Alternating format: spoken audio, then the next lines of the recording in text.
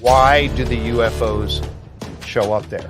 Why are there so many going there and spotted there over most any place else in the world? There are other UFO hotspots, but Skinwalker Ranch area is definitely one of them. This shot right here, this is basically a collage of all the UAPs that they had seen over the ranch during last season. They put them all together into one picture, and that's a lot of them. And it was when the drill rig was in the ground, their compasses were changing. Instead of pointing to north, they were pointing at the drill rig. I mean, how does things like this happen? I feel like with the insiders, it's really unique where it doesn't feel like we're fans anymore necessarily. Like we are, but like we're involved. Right. And that feels much more official than a fan.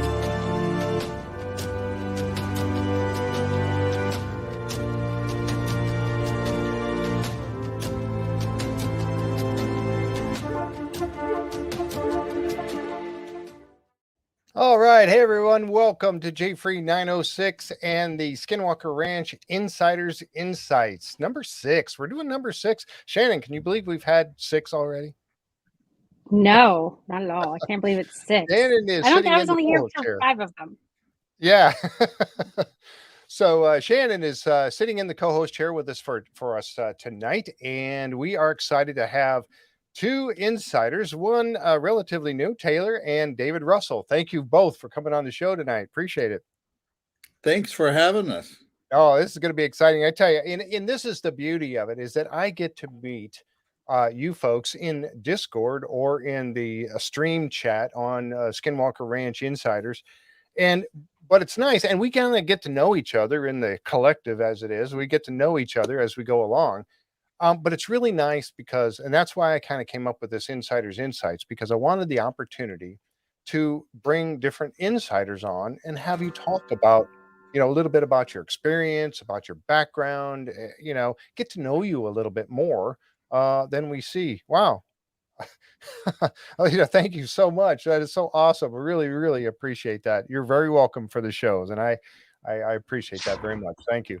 But that's the whole beauty of the not only of the insider program is kind of we have created a community of people there that is ever growing. How many are we up to now, Shannon?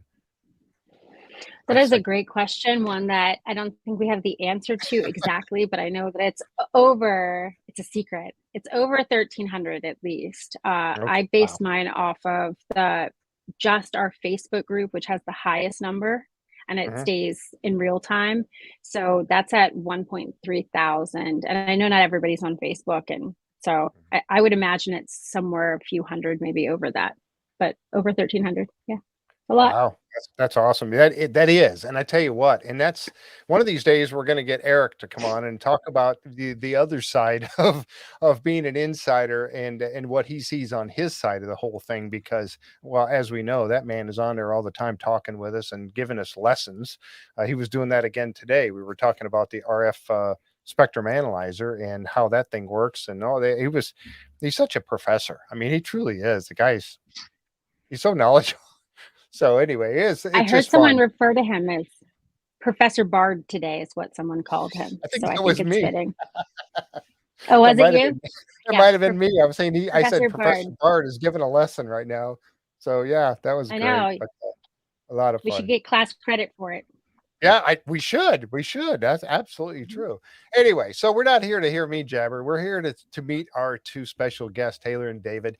And I tell you what, both of you guys have been, out there on the insiders. I've seen you in the chat. I've heard you both talking about some stuff. Such interesting people. But let's start it off with Taylor. Tell us a little bit about you and how long have you been an insider now?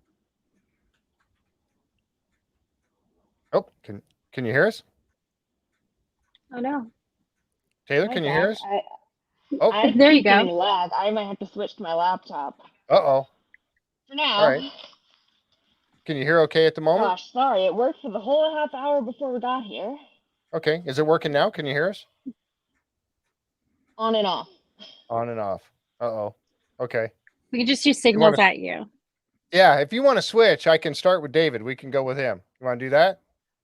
Yeah, I'm sorry. I'm gonna drop out and join back in the Okay, laptop. not a problem. All right, David, let's. How long have you been an insider? I guess it was over the summer that I joined. I remember I got COVID and I was in bed watching or looking at the all day long, looking at the live stream. I remember that very well. But what an exciting adventure it is being an insider, looking at those live streams and talking with people and listening to what their theories are. It's fascinating. Yeah, it truly is. That's for sure.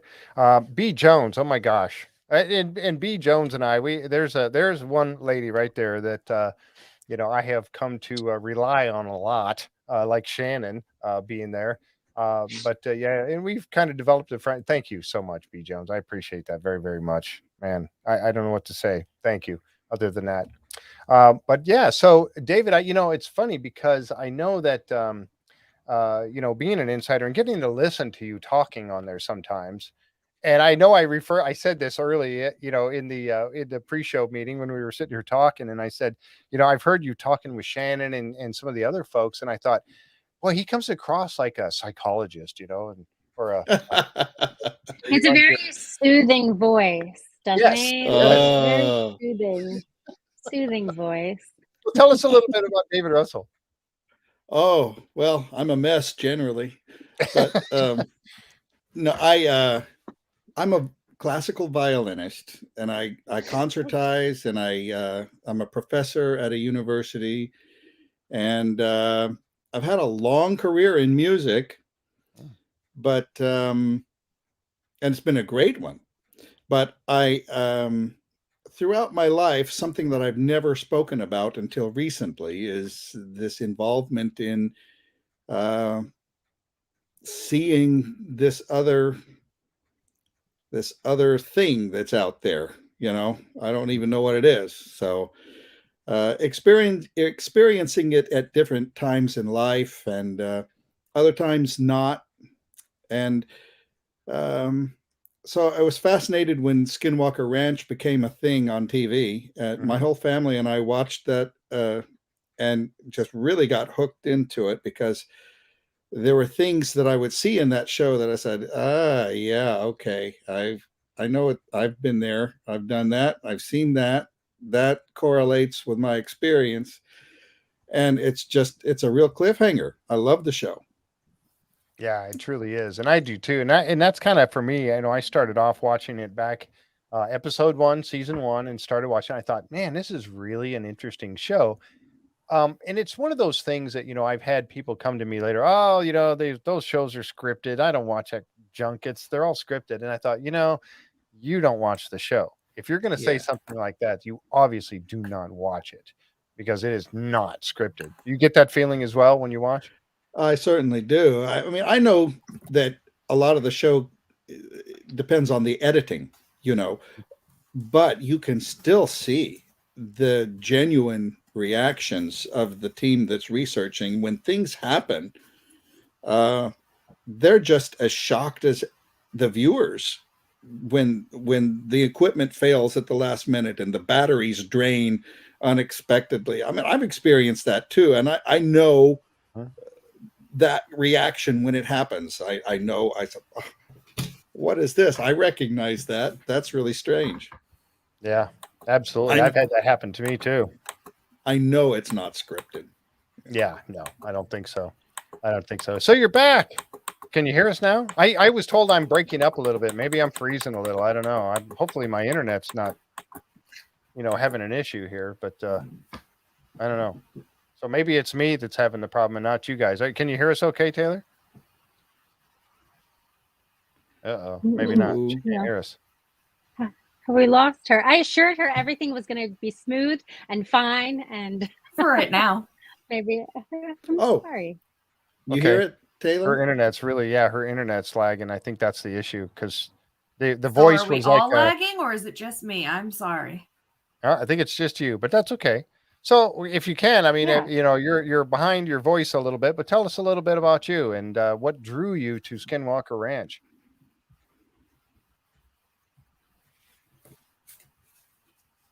Uh-oh. So again, so sorry about the tech issues. Hi, I'm Taylor.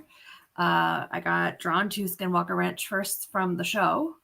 Mhm. My husband has a very odd taste in the things. He's interested in everything. And I think a year or two ago, we had watched a documentary about Skinwalker. I don't know if it was the Hunt for the Skinwalker or which one. I just remember the cattle mutilations most of all. Mhm. And being like, that's just weird. And then, sometime in December, Rob's like, hey, we should check this show out. And we just hit February and we're on our third watch through of the show. And I'm just really curious what's going on. It's weird.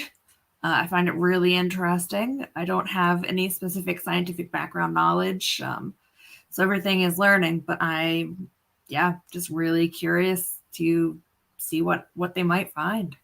Yeah, I think that's exactly it. Because, and that's the thing about the TV show is they have assembled this team of people. Dr. Taylor and of course Professor Bard, and then you've got the other guys and they're all, and that's something that we've heard about them talking in the, in the Q&A, the chips and salsa that they do, the Q&As that they have quite frequently.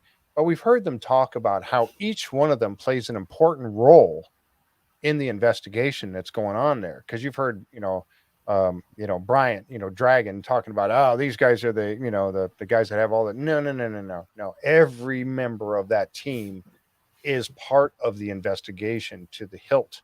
And that's what makes it so unique. Do you remember, Shannon, do you remember when they were laughing a little bit on some of the Q&As about when Travis Taylor first came to the ranch and some of the interaction that they had? Yes, I don't think Taylor has been here for Chips and Salsa yet because she's new, but you're in for a treat. I don't know if you've watched them, but I found those to be. I've watched 3 of them. You really get to. Have you? So have you seen Bryant do impressions of other people? Have you seen him do like accents and things like that glorious. Yet? Because I love seeing them impersonate Travis and like how they project their voice and make it really clear what they thought. Yeah. Shoot a rocket at it. Shoot a rocket at it. Yeah, that accent. I love it. That one time that they were trying to talk across that, I think the guys it was when they were looking at the one area of the mesa that looked like it had been purposely collapsed on itself. And you had Bryant, I think it was Thomas and Bryant or Dragon were up on top. And yeah. And they were up on the range, and then you had Travis, and they were trying to talk through the radio, the walkie-talkie, and it wasn't working. And finally, Travis just went, "Hey!" and he carried his voice because you could hear him. I mean, yeah, you can hear Travis. I'm pretty sure if he shouted from where he is now, I'm sure we could hear him. Actually, we could probably hear him. I think that's right. I love Travis's accent. I have family in Decatur, Alabama, where he was born. He went to the high school where my cousins graduated. And I find it comforting to hear that very particular Alabama accent that Travis has. I love it. Yeah, he really is. And he's a great character. Go ahead. I'm going to say something, Shannon. Oh, I was just going to say, I think his accent makes him seem a little bit more down to earth, actually, because of somebody who's got all these degrees and things, but he's got this big personality that comes with him. He reminds me of, I'm not from Alabama, I'm from South Carolina, but some of the people in South Carolina have the same accent. And you can just imagine him being out there with like a rocket and a beer and like, well, Rocket City Rednecks. I mean, that's kind of what they were doing, right? I watched that show. That show was so fun. It was a redneck or Rocket City Rednecks. Yeah, that's what you said. It's a funny show. They're like making barrels. That's so like. Oh, you haven't seen that show? Oh, it's hilarious. Check it out. Yeah, you can still find it's very funny. Rocket City Rednecks. Yeah, it's and he sounds exactly the same. When he was doing his little spot interviews on that show as to when he does them now on Skinwalker Ranch, it's exactly the same, just a little bit younger version. Wait, he's in that show too? It's his show, so it's him and his dad and his best friend and like his brother-in-law or something, and they're in Alabama. Oh my god! And they make these things. They like engineer these things. Like one of them was they wanted to make like armor or something, like for military, and so all the things that they make, they blew up a microwave, like his mom's microwave. His mom was in it. It's really funny. It's really funny. You just want to go hang out with them because you know I it's know. going to be a good time and involve rocketry. Yeah. Yeah, that was a great show. It's not on anymore, but you can still find it. You can go out and find the old episodes and watch it. If it's yeah, shooting rockets and drinking beer, absolutely. And that's why you That's see exactly what it is. Yeah. That's what it is. You know, and you see, remember All when, right, remember when I'm gonna die later. Thank you. Oh, it's great. You got to watch it. Yeah, it's great fun. Really But funny. you know, whenever they remember the episode here not that long ago, it was last season when they brought out the big rockets. And I saved that picture. I was showing it. I think, I don't know, I showed it recently on there. Yeah, when the big one came out and that one rocket engine is laying there, it's like 3 feet long and about that big around. And he was just like, you know, wow, look at this thing. This is great. He was so excited. It was, oh my gosh. And then, of course, Brandon blew it up. So don't let Brandon push the button. He's not allowed to push the button anymore. Yeah. It just So blew funny. up on the thing. Oh my gosh. So, but anyway, getting back to the insiders, you know, that was one of the ladies. No, it's okay. We can go down these rabbit holes. That's what we're here, having some fun. I'm best at that. So But quite a few people, you know, are in here. There's Richard Cornwell. He was here. He was on the last one. James Keenan is out there. Hey, James, how you doing?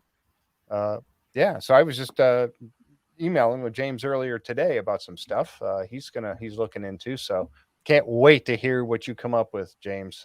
Seriously, I'm really looking forward to that. I think- yeah. So go ahead. I think James was just out at the ranch, wasn't he? I'm pretty sure he was. I might be wrong, but I think I saw that he posted that he was just out at the ranch recently. Yeah, I think he was there when Caleb was talking about his phone.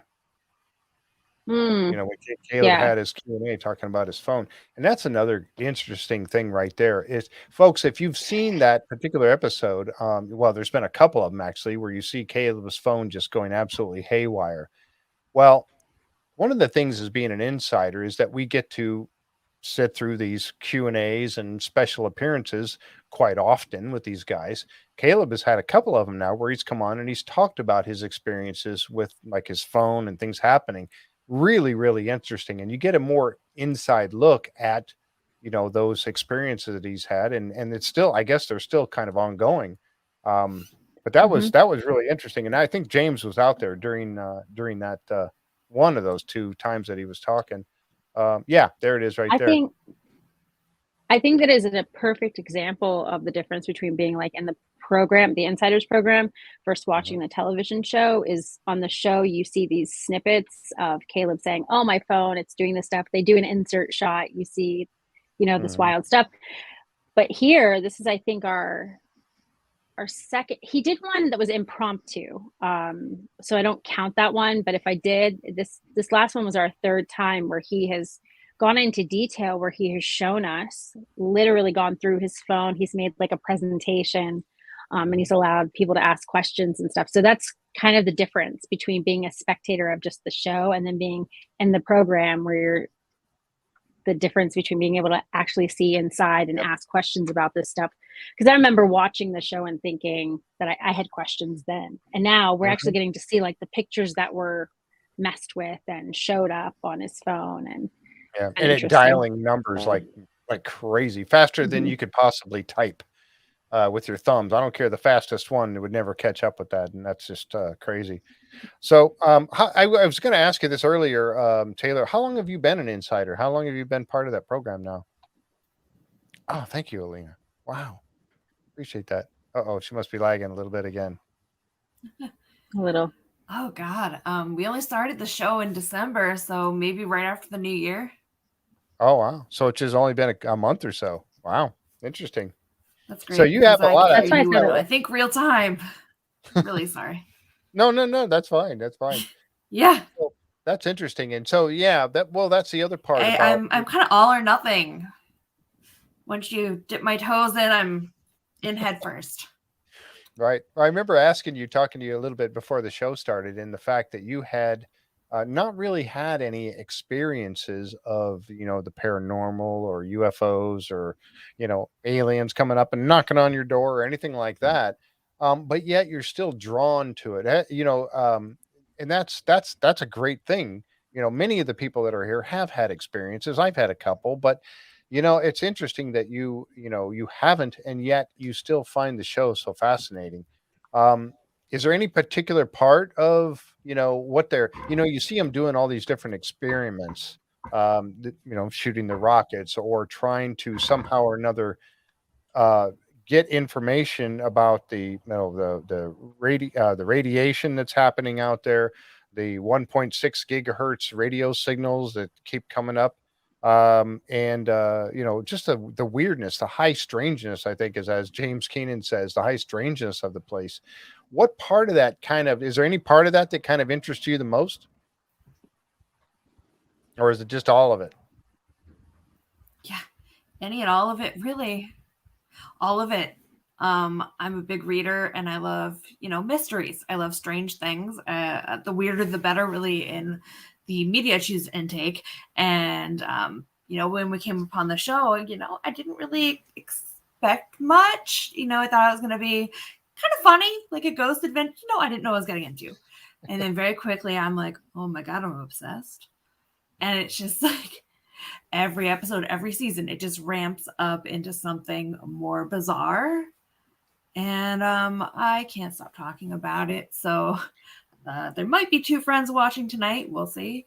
And I'm trying to get them, you got to watch this. You don't know what's going to happen. And I think I'm drawn to the fact that something, new and truly scientifically revolutionary could be discovered in, real time for us watching this now. Yep. Yeah. Mm-hmm. Very good point. That's a very good point. I don't know what that's going to be. Yeah. I come from a background, my mom was a physician, so I'm really interested in, I didn't go to school for medicine or biology or anything. My sister's doing her PhD in virology, so I'm kind of surrounded by a scientific studious background that I come from. And I think a lot of it is the potential medical things going on that particularly pull at me, but anything, I'm just like, what does that mean? Yep.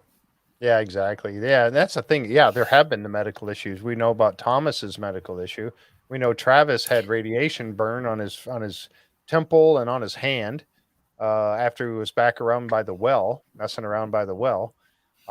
So yeah, there have been some medical issues, and some that I know that they haven't talked about, which is really, some of them they have talked about with us insiders. They've kind of explained some of those things to us in there.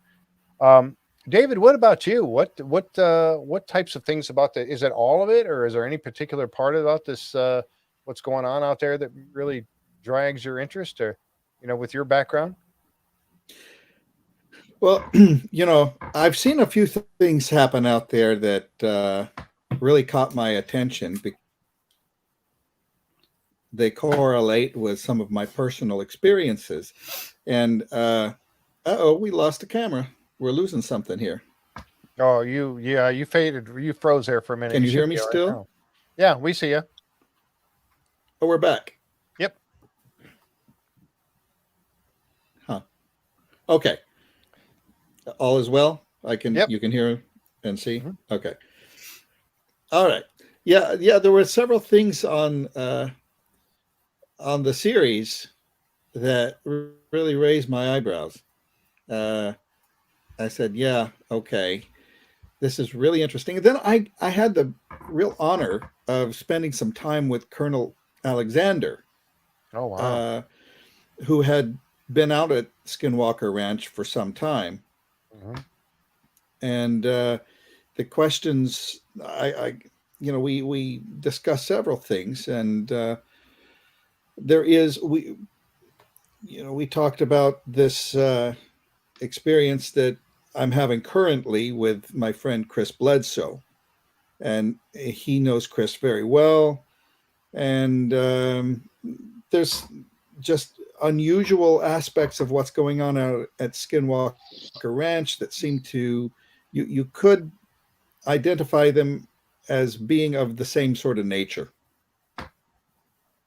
So I find it really interesting to to see some of those things. You know, the thing that really caught my eye was that night that on the episode where Travis had a bad dream or something and heard something bang on his trailer, and he went into the control center. Yeah, I remember at a particular time of morning, 5 something, and Eric was in there, as he always is, apparently. And he said, "Yeah, well," he said, "look what I found on this camera around the same time," and there was this burst of light in the sky that I remember that, very unusual. I see that with Chris Bledsoe and without Chris Bledsoe at my own, on my own and with other people, but we see that multiple times per night. So really? I know that whatever that is part of the overall mystery and fabric of this phenomenon. It's an important part. Yep. That I call it the flashbulb. Ah, that's a good analogy, because that's exactly what happens. It kind of, I do see things on the series that correlate. Yep. That was certainly one of the greatest of, one of the things that caught my eye. Why has he got to be such a tease? Right. Yeah, James Keenan said the burst of light incredibly important. Wait until you find out what else happened. Oh my goodness. Well, that opens up a overanalyze and there. overthink. Come on. My friend Chris Bledsoe tells me, he said, when that flashes like that, he said it carries information into your brain. Really? That it somehow comes out in your dreams. So when he first told me that, I said, "Oh, come on, Chris, dreams are just dreams. They're a way of the brain balancing itself from your life experience and keeping it." But I've come to believe that he's absolutely correct about that. And I've done a lot of theorizing about that flash of light that was on the Skinwalker series and how he says that it carries information. I said, well, how in the world would it carry information through light? Well, through your optic nerve, through the visual cortex of the brain and into a particular hemisphere, and it cycles through in your dreams and comes up with specific information. It's kind of like using the human body as a fiber optic cable. That light goes through the fiber optic cable and carries information. Why can't light go through the human body in the same fashion if it's directed, to carry information? I believe it does. I do too. It's very, very unusual. Yeah. Well, you look at things like, and I know this is not to that extent at all in any way, but think about the subliminal messages. They used to, back in the old days when they had film out there, they would have a movie playing, and there would be one frame out of the entire reel that have a box of popcorn on it. It went by so quickly, you never actually saw it, or you didn't consciously see it, but yet you did see it. And it was planted that little thought in your brain about, man, I want some popcorn. So I know that's not the same thing that you were just speaking of, but it goes to the fact of our brains can receive things that are through your eyes that you didn't consciously think about, and yet it planted some sort of a message. I can totally see that. So what are you planting in our brains right now, Jeff? I can't tell you. Like, under NDA. I mean, it's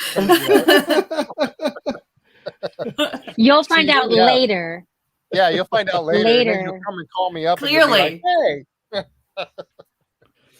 Well, there was a discussion in the morning. I will wake up and you'll be texting me. Yeah, I know.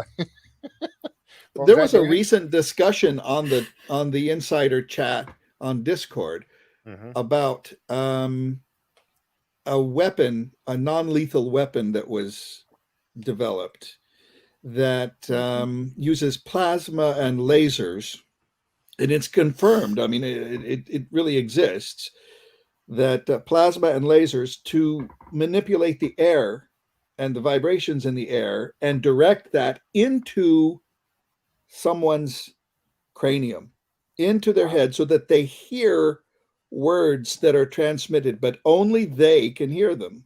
And there's Wow. multiple applications for that. But I don't even know if that uses the auditory nerve or if it's using, I don't know, the sinuses in the cranium or the brain or whatever. But it is a known thing. It's not conjecture. It's not some spooky story. It's actually a DoD program that Wow. non-lethal weapons, and that's one that they used. So if they can do that, why can't there be technology that transfers information in great detail through light and the optic nerve and the visual cortex and all that? And that's only one aspect of what's going on, but I do believe that that is going on. Yeah, there's some people that have said you've shared some interesting stories in the in Discord and that. Care to share any here tonight? Oh man, how much time you have? Yeah, David. We got all night, so there's no time limit, David. really. Are you kicking me under the table, Shannon? I am indeed. Can you feel it? Yeah, I felt it. I understand. I can talk about my experiences a little bit, but I'll just summarize briefly that this is the first time publicly that I'm really speaking about such things, because the stigma that is associated with this can destroy a lot of things. But Yep. I was asked recently, since my friend Chris Bledsoe has endured a lot of difficulty for 16 years from the community, from the church. His kids suffered at school, people calling him a liar and all this stuff for 16 years. It was horrific. He's about to be vindicated in a big way. But I can say, they asked me why, knowing what Chris went through, why are you coming up with it? And I said, are coming out now and admitting that you have experienced this all your life.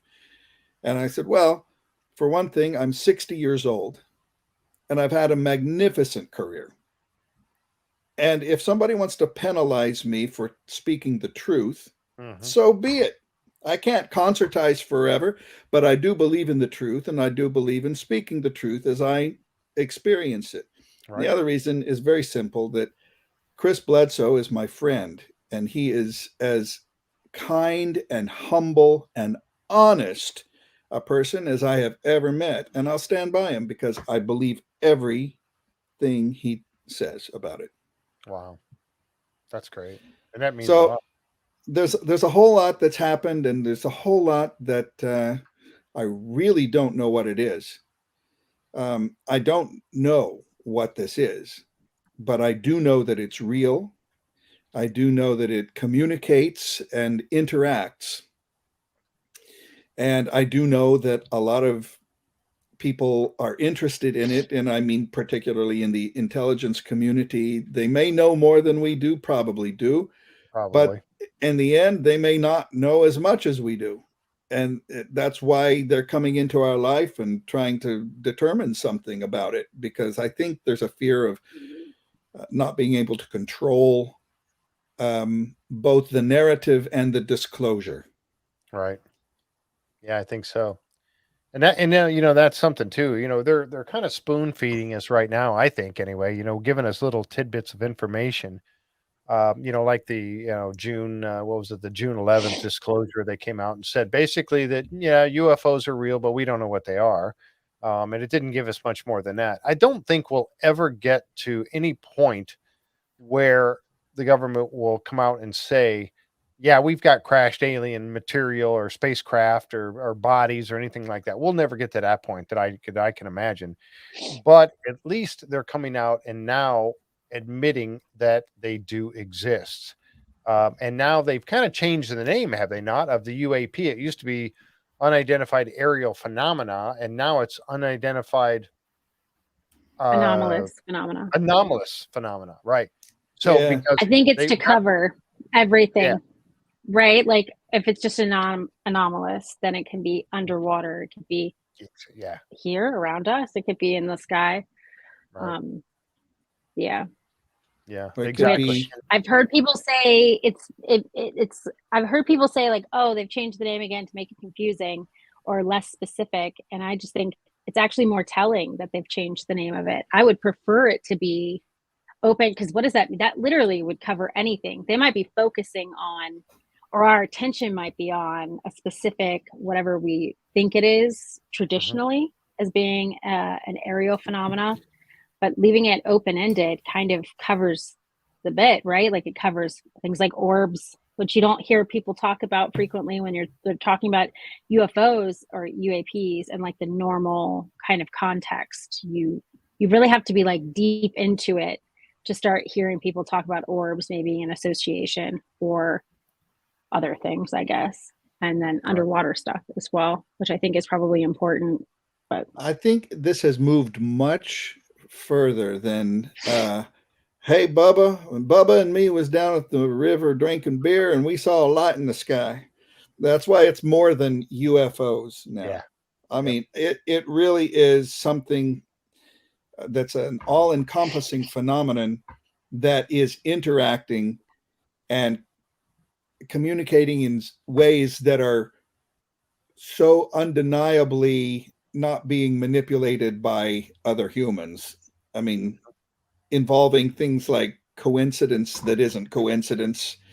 I don't know if I can explain this well, but when it seems that when whatever intelligence this is wants to give out some little tidbit of something, it comes through what Jung called acausal synchronicities.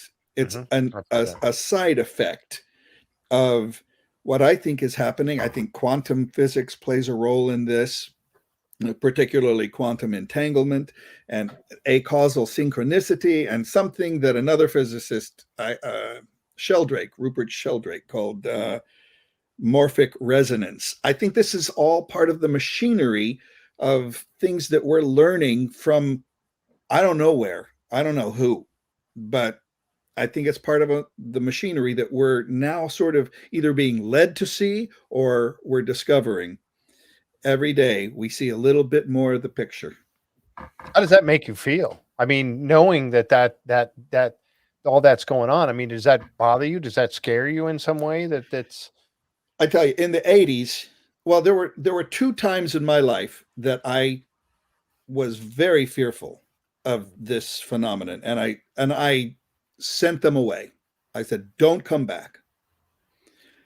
But yeah, they came back a little bit. But once they stayed away for about 25 years, which was pretty good. But this time around in life, after meeting with Chris and experiencing the phenomenon up close and personal so many times, and then not just with Chris, but with on my own, and there's this thing that's called the hitchhiker effect that is sort of spreading to people that we talk with, and they experience it at the same time or by themselves. In not one instance has there been fear this time around. that's good. In the 80s, I was done with it. I said, I don't want anything to do with this. I don't even want to discuss it. I don't think it's good for anybody to talk about. I think it's unhealthy. I think it's possibly evil. I felt nothing like that this time around. And absolutely no fear when I've been as close as probably 2 feet away from whatever this phenomenon is. Wow. So, at this point, I'll reserve the right to say, well, I was wrong, but so far I haven't been eaten for lunch by aliens or anything. Yeah, I wanted to ask Taylor, knowing that, you mentioned earlier, you really haven't had any experiences with anything like that, but you are very interested. I wanted to ask you the same question I just asked David, knowing now that they are starting to reveal slowly, as I said earlier, spoon feed us. I think I could be wrong on that, but they're starting to release tidbits of information, the Tic Tac videos and this kind of stuff. how does that make you feel? Are you interested in it? Are you frightened by it? I mean, they always said, oh, we can't tell the public because there'll be mass panic and everybody, blah, blah, blah. How do you feel about this all? Does it excite you or what? How do you feel? This feels like deja vu. I talked to my parents about, oh, hey, there's this thing called there is a ranch. And that was my dad's question too. How does that make you feel? Are you scared? Are you worried? What do you want it to be? Mm-hmm. I think part of me somehow separates what it could be from what I'm seeing, or like I have some detachment from actual feelings about it because, I haven't had an experience and I'm not convinced I want to. Mm-hmm.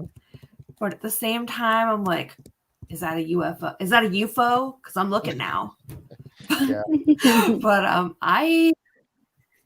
really not sure.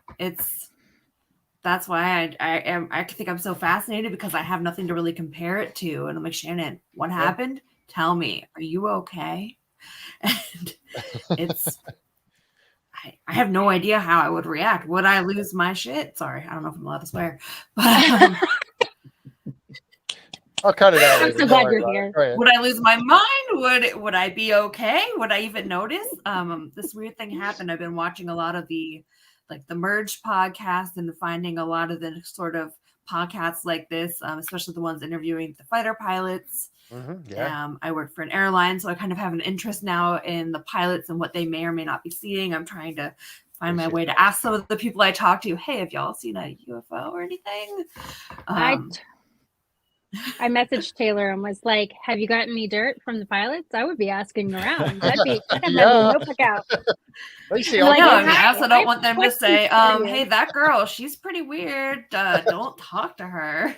I think what you have to do is talk to them privately, because I have found in talking privately with people, they oftentimes have stories that they want to share. They just feel like they're going to be made to seem crazy if they're doing it in an open forum, which is understandable. I mean, there's a fine line, I think, between some of this stuff and, some other things. But yeah, you got to get a little notebook out. I talked to some of our chief pilots to ask if they have. Do they talk about it? Sorry. I mean, you work for an airline, right? No, the chief pilots, they said, yes, I'd rather not really reveal which one or what I do. I'm not flying and I'm not in charge of anything. But so the chief pilots, none of them had experienced anything. Like, yeah, we don't think it's very common. We haven't really heard of that. And one of them I was talking to, and I asked, if you did, would you report it? I shared with Shannon, I've been reading Leslie Kean's book, interviewing a lot of retired military pilots and commercial pilots about what they saw, I think up to mid 2000s, and saying that in America, there's really the feeling, don't report it. You don't have to say anything. We'll just not talk about it. And he said, I think I would report it if I saw anything. And then he was talking to me about Area 51 and how they have their own airliner and a rumor of a super stealth jet that can go Mach 10, something like that. So that was really interesting. Yeah. But one pilot, she said that she had seen something, lights in the sky, but I didn't really get anything else from that. But yeah, I wish I could just, make a list. Have you? Yes. Have you? No. Please tell me more, etc. Yeah. Just send out an email to the whole group. Yeah. That is exactly what that distribution list is for. Absolutely. There's always been that stigma of people saying, you can't say anything because it may affect your career. And so they've always said the same thing with the pilots. Now we have that has been put out that the pilots can talk about that. The military can talk about that kind of stuff now. Thank goodness that's come about. But there's always been that stigma. And even and this is something that Travis Taylor and I were talking about when we were at Phenomicon last year, was that now that it's starting to open up a little bit, we need to get academia involved, and they need to get on board with this. Right? It's always been, again, one of those subjects that they would not talk about in the schools or in the colleges or anything like that. But why not now? Now that this is all starting to come out, they need to, in my opinion, they need to start looking at having classes about this and talking about it and ways for people to investigate these things. At least that's the way I look at it. And I think that it's time for this to start happening rather than keeping that lid on everything like they have been over the years. David, you look like you were about to say something there. Well, I was just thinking that there's so much stuff out there, and it's either correct or incorrect, or it's good information or it's misinformation, and it's hard to sift through all that. But I suspect what's happening right now is that whatever is behind this intelligence is doing something that's going to reveal this in a big hurry. And I think that really disturbs people who are control freaks about the narrative and about the disclosure, and they're near a panic right now. But this is what I think this whole hitchhiker effect is about. Oh, yes. I really think that's the modus operandi of whatever this intelligence is. Really? Please elaborate. Well, I think it's not necessary. I want to say, because I don't think this is weird. I think when you hear hitchhiker effect, people immediately add like a negative connotation to it, right? Like when we hear hitchhiker effect, we immediately apply a negative connotation to it. But I think you're probably going to go down, just to be clear. I'm going down the positive side of the road. When you start talking about it, not all hitchhikers are necessary. It's just the concept of what in theory a hitchhiker would be. Right. It's not necessarily the bad side of you don't always get like hauntings and bad things happening to you. Sometimes it's a matter of, well, as a matter of fact, there's someone that could speak to this issue that I know rather closely. That this is when I duck out of frame. You know, I think this is my cutest. This connection can happen on something as simple as a cell phone. As you're texting, if I'm out texting and observing the phenomenon, and I'm texting with someone, I don't know, say in Virginia. I'm in Virginia. That person. I'm in Virginia. Well, look at that. Coincidence. That person could begin seeing them on their own. And why is that? What's happened. Like it's like I catch it from Chris Bledsoe. My friends catch it from me, and then other people will catch it from them. This ability to see these things and experience these things on their own, and that seems to be what's at play here. Shannon, do you want to say something about that? Well, now I'm curious. When you say we very purposefully sort of decided to experiment with the idea of saying, hey, do you want to participate in this potential sort of quantum entanglement thing, perhaps something like that? This was months ago. It's been months. And so it's not just like you bump into somebody and suddenly they start seeing things. I hope not. Otherwise we've got a grander thing on hand. Yeah, right, exactly. But I can confirm what David's saying. We've started talking, and to me it was curiosity, but I've always, we go out almost every night and look up, just because I enjoy looking at the stars. And so we were just like, well, why not? What is the harm in this? I like David. I've had good conversations with David. Why not? And so we did. My husband and I did, and we went out and we started seeing things. I mean, I've seen it's almost every single time I go out. I can't. Oh, wow. It's less frequent. It's less frequent for me to go out and not see these flash bulbs of light, or I guess what would be described as orbs or what have you. I don't know if that's, I guess it's the terminology for it.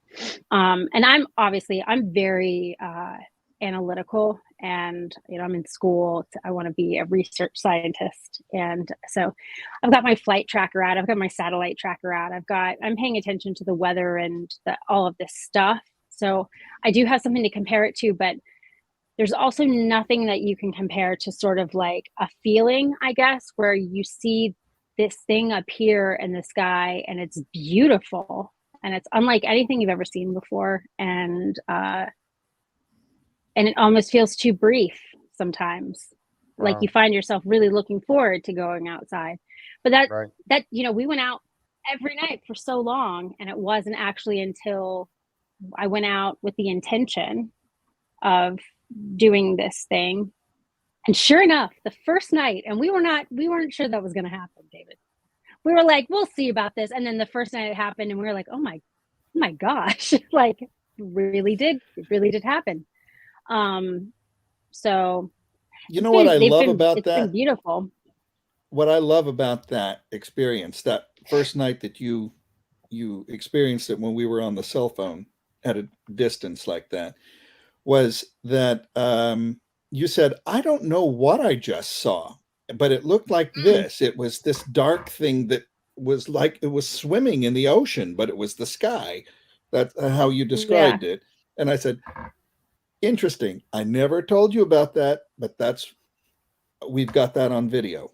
Oh my gosh. We've got that on video. I did appreciate the fact that there was no, I'm going to use a terminology that Eric actually used with me earlier, which was front loading. I feel like I'm really out of step with some of the information that's out there because I don't like to front load with other stories. Like I haven't read all the Skinwalker Ranch books. I'm not watching all of the things, which I think is shocking for people to hear when they find out how involved I am.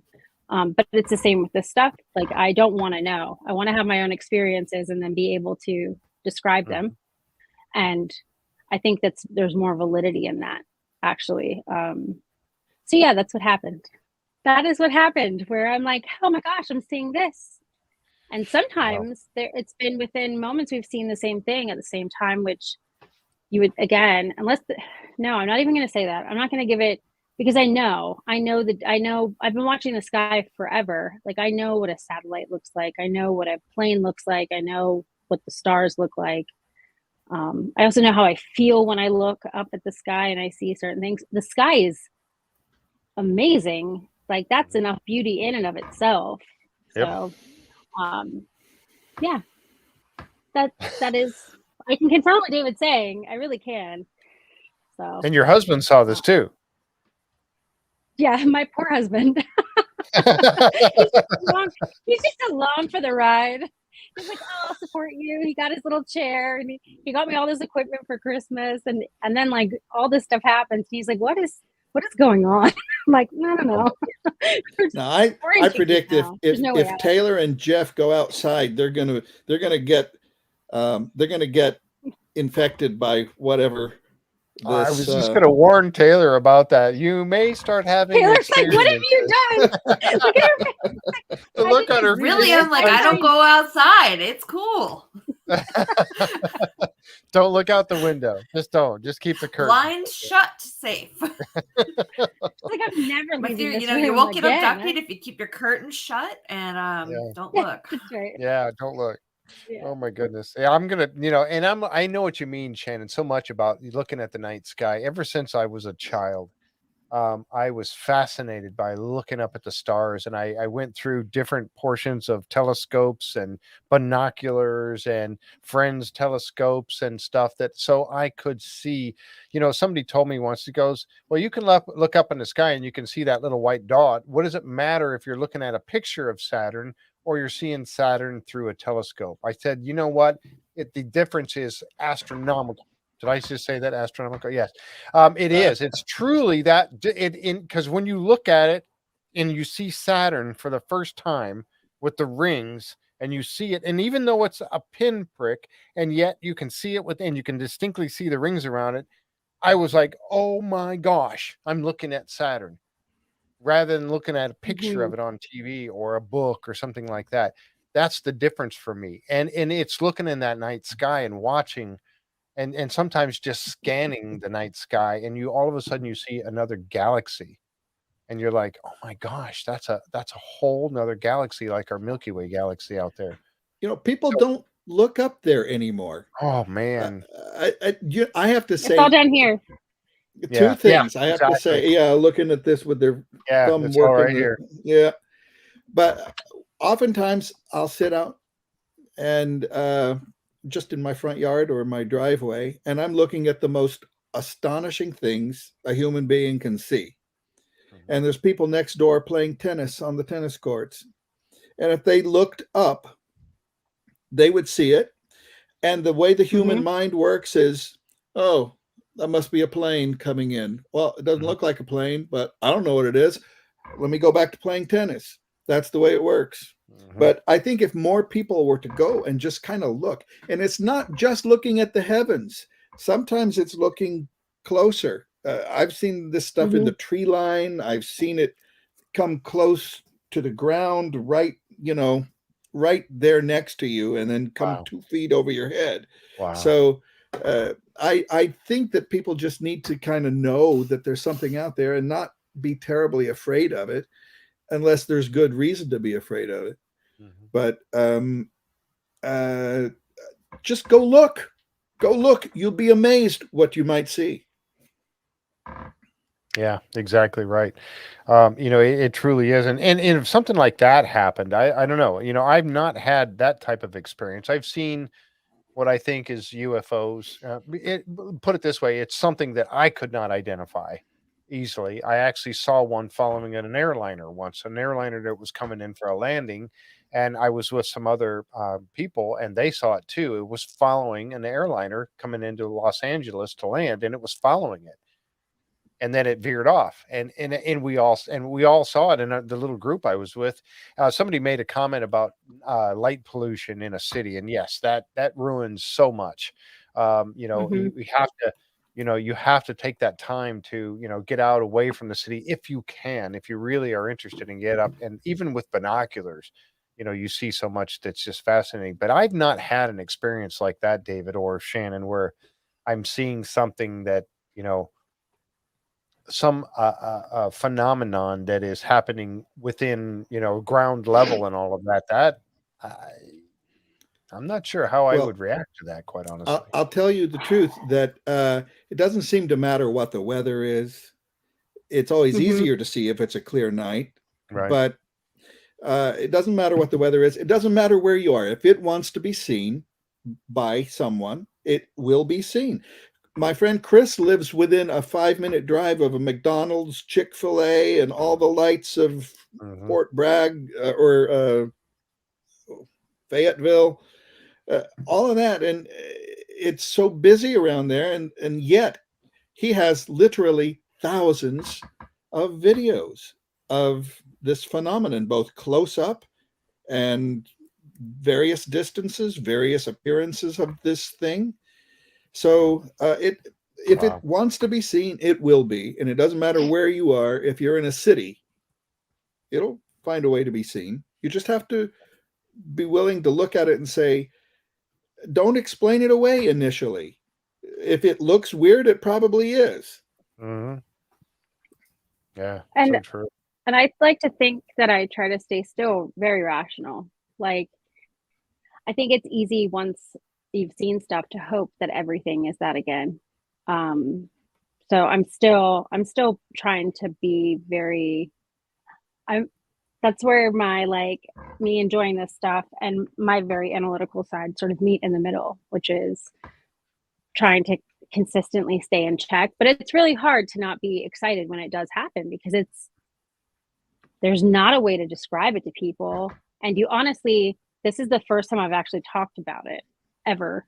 I've talked to David about it. I'm sure I'm going to hear about it too from my husband, who's going to be like, what did you just do? What did you do? You got onto something that's going to be on the internet forever, and then you talked about this stuff? Because I do think that there's a tendency still, and I feel like I do I hope I don't play into continuing the stigma around conversations, because that would never be my intention. But I do think that there's a really fine line, and it's especially hard. I'm in academics now, and I hope to continue a career in academics. So this is forever emblazoned on the internet.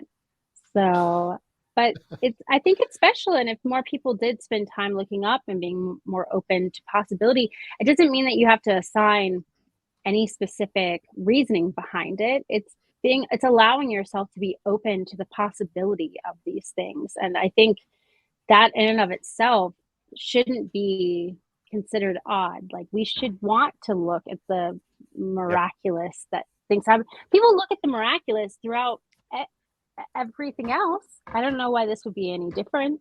You know. So, Yeah, anyways, I agree. I think Taylor, like, are you excited? Are you excited now that Okay, you'll have one? so there's some times I'm like, all right, I'm driving, I've got my eyes on the sky, sure, whatever. I mean, on the road. And then, you know, the other day I'm at the house where I grew up, the place where I feel safe and comfy, and I'm like, not today, sky, not today. But, you know, maybe someday. Well, I just want to say that if you do see something, notice how you feel about it. I mean, if it really does give you the sense that, look, I don't want anything to do with that, honor your feelings about it and move away from it. But if it really doesn't carry fear with it, look at it and say, what is this? This is really curious. And, you know, I don't want to ever be responsible for leading someone down a deceptive path. What I've come to think about this phenomenon is it's either really good, which I hope it is, or it's the best doggone deception that's ever been portrayed on humanity. Which one is it?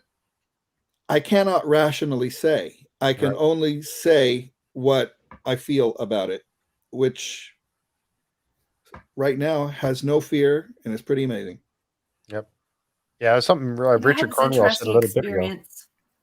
What's that? Sorry.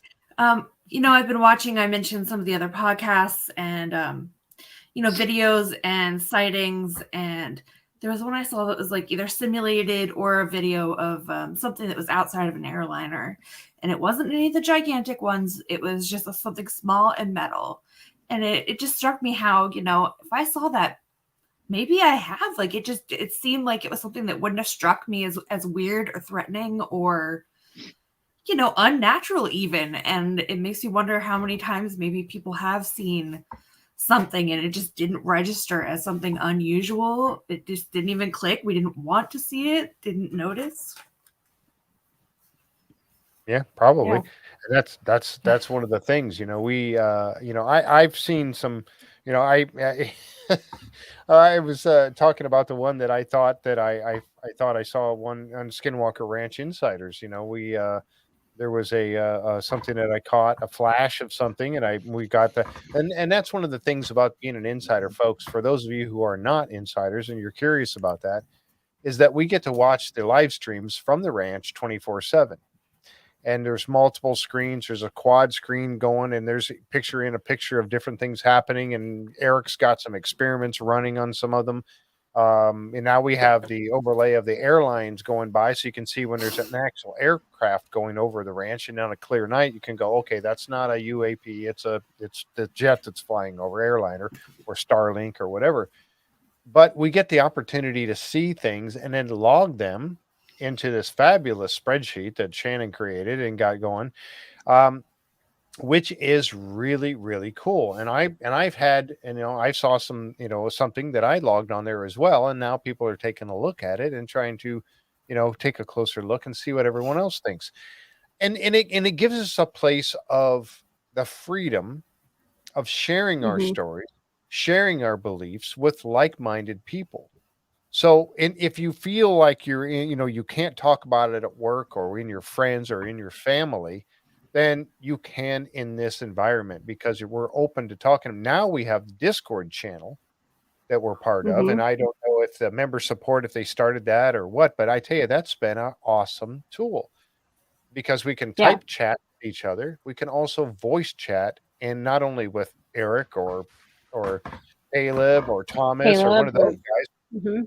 But also with ourselves and talk and have open forums. Go ahead, Shannon.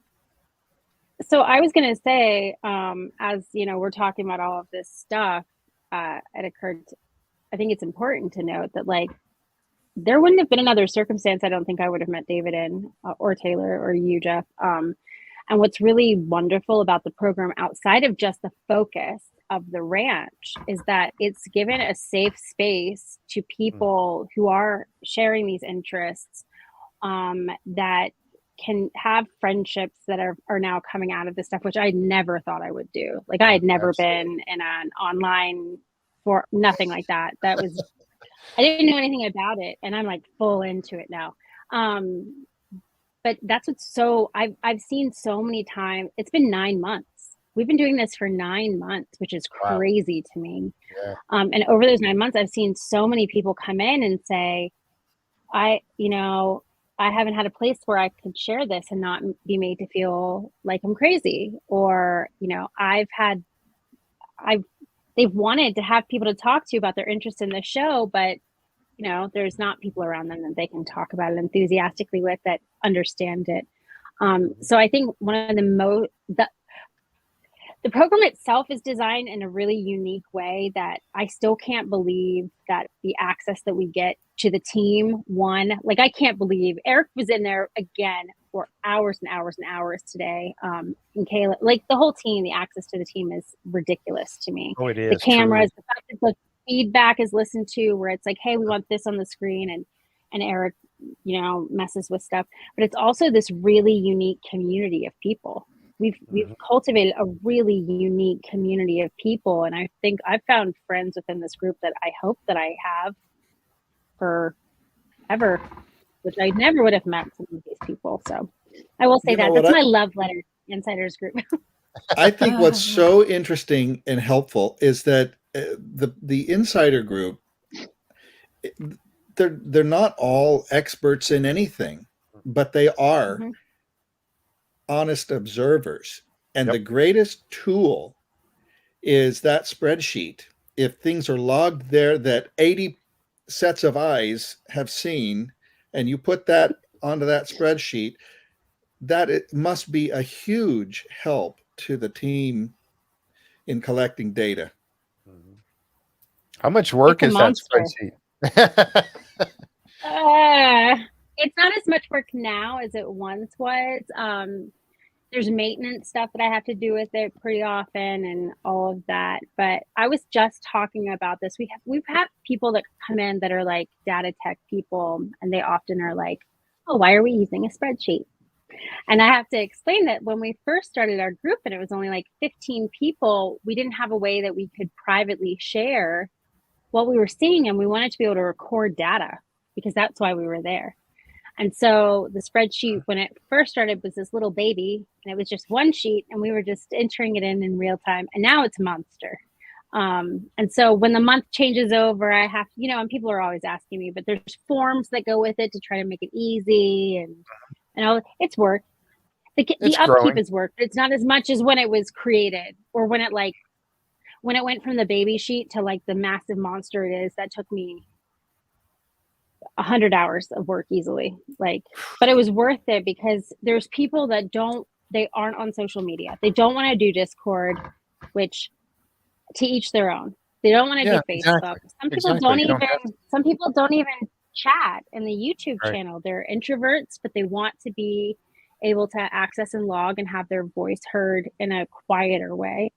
And so the spreadsheet, I hope, gives them a place that's kind of a common ground where they don't have to interact and they don't have to be on a social media. Nobody has to know their name. They can just log their stuff and know that it's not being thrown away when they see something. I know this spreadsheet drives. People send me pictures. I saw this picture somebody posted that was like, it was a shirt that was about spreadsheets. And they were like, oh, this is a perfect shirt for Shannon. Like, I love spreadsheets. I'll tell you what, I don't love spreadsheets. My kids say it's karma for me hating on them, actually. So that's funny. It is what it is, but yeah. Well, you know what? It's a needed tool, though. It really, truly is. And thank you for the work that you've put into it and continue to put into it, because it is a needed tool. Where else can we log things like that? I mean, it's, and again, folks, for those of you who are not part of the Insider program, it is a paid program, and there is a link in the description below. If you want to check it out, they have a free trial. You can go down there and use the link that's in the description of tonight's show. Click on that. You go sign up for the free trial. And it's a very welcoming community. And when you see something, it may turn out to be nothing.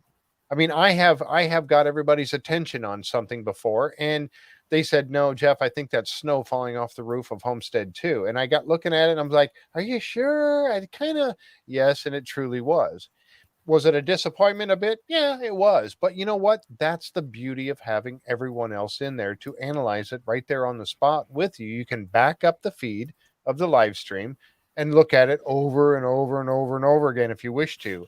And then if you see something you really want, you can have, if you don't know how to log it, somebody there will help you to get it logged in there for you and record that for other people to then look at. Don't get disappointed like I did a little bit when it turns out to be nothing. But it's I part will of it. say it's a good, I hope that nobody gets disappointed, because anytime that happens, not every single time, but a lot of the time, that's still data that is good for us to be able to look at and say, hey, this is actually, even though it appears this way, it's actually this. And if you're new, if you come in new and you haven't been there for months, another great thing is that because we have recorded all of this stuff, you can go back through. You can go back through the spreadsheet, or right now in Discord, we have a spreadsheet discussion channel where we're actually, I just realized I should have uploaded stuff to that today. But You'll be up late. We're re-reviewing everything. So I'll upload some, and formal sort of reports are being done, and we're alerting Eric to the ones that are of special interest so that he can talk to us or make note of it himself. And then if he's like, oh, is there more of, have you guys seen this before? Then we can go back through. So if you join now, you'll still be able to access like all of this stuff up to this point that's been of interest, which I think is really cool. And people are always really eager to help. At least I found out. Maybe they're only like that around me because they're frightened I'm going to put them in my house. But they tend Skinwalker Ranch jail. Yes, I know. Yeah. I think that they just in general, everybody's really kind. So right. I keep Taylor, saying have you seen that the everyone's been spreadsheet really yet? kind. Have you gone out and checked it out? Yeah. Taylor? Within the first couple of days, I think I stared at that screen, those live streams, more than I did anything else. And, every little thing, that's something weird. That's something weird. And I think I talk to people more than I stare at the screen now, honestly, which is weird to say as a self-proclaimed introvert.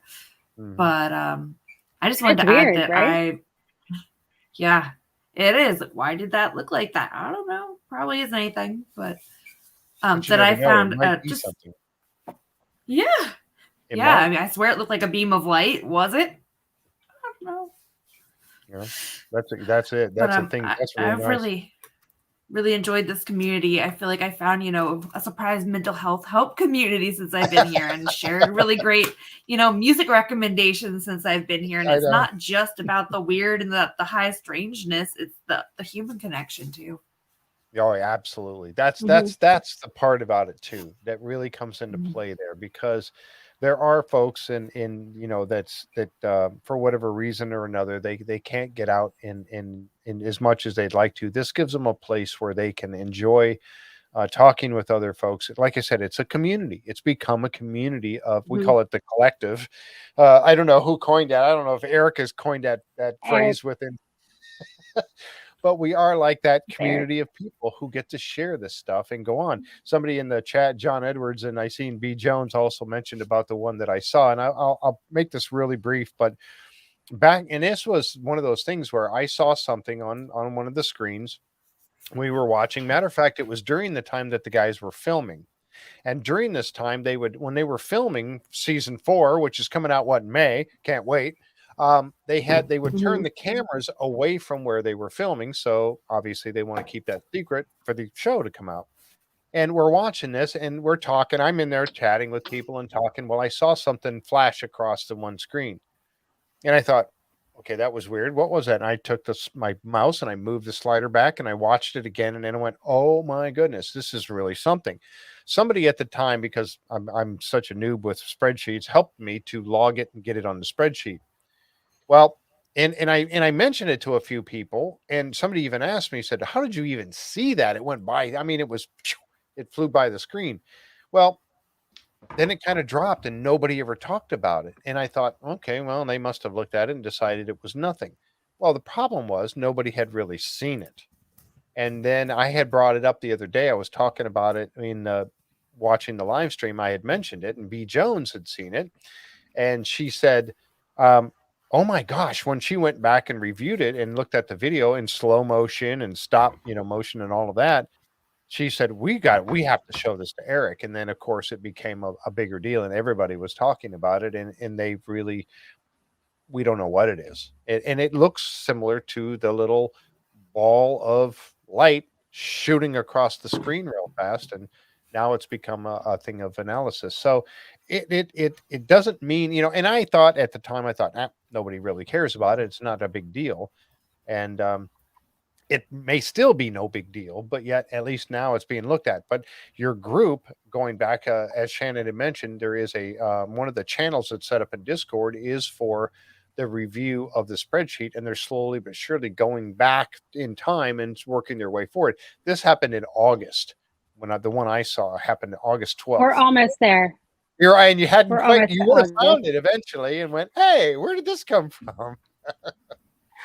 I do want to say, so I don't forget that, because I see Robert's name and I'm like, oh, Robert. Robert has also built something called the Reaper system, which I'm going to, hope I explain it properly, but it's really, really cool, where he's built this system where if you type into the YouTube chat certain words, event, and then like hashtag, it actually puts it through in a different place. It doesn't clip it, but it has a good record of it. So now, like on the spreadsheet, we have the Reaper log numbers.